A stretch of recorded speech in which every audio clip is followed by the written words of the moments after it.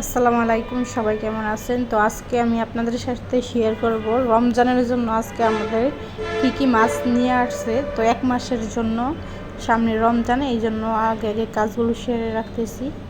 তো রমজানের জন্য ছোট মাছ এবং বড় মাছ মিলিয়ে এনেছে কিছু মাছ, তো সেগুলো আপনাদের সাথে এখানে শেয়ার করছি। তো এখানে দেখেন মলাই মাছ আমি পাতিলের মধ্যে ঢেলে নিলাম, ছোটো ঘসি বাইম, আমরা এগুলোকে ছোটো ঘসি বাইম মাছ বলি। তো আপনারা কি বলেন জানি না, অনেকের দেশে অনেকটা নাম আছে। তো এখানে আবার আরেকটা ছোটো মাছ আছে, পাতা মাছ, বা অনেকেই যে যেটা বলেন, আমি যেটা বলি তো আমি সেটাই আপনাদের সাথে শেয়ার করলাম। তো এইখানে যে দেশি মাছগুলো আছে, আবার দেশি কই আছে, একদম জেতা ছোট দেশি কই। আর এখানে আছে পুঁটি মাছ, বেদা মাছ এবং ট্যাংরা মাছ, সব কিছু মিলিয়ে ছোট ছোট মাছ ওখানেও আছে, সব কিছু মিলিয়ে একদম দেশি মাছ।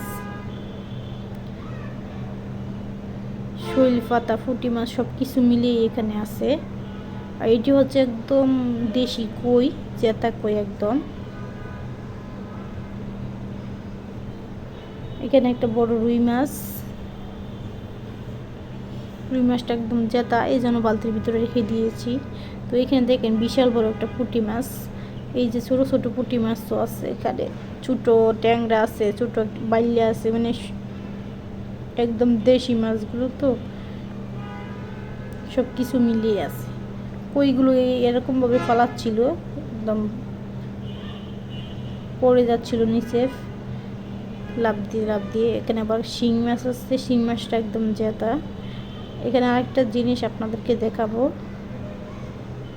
ফুটকা মাছ বা বেলুন মাছ অনেকে বলে, আমরা ফুটকা বলি, অনেকের দেশে অনেক বলে। এই যে দেখেন কত সুন্দর চিংড়িগুলো, একদম দেশি চিংড়িগুলো, দেশি মাছগুলো একদম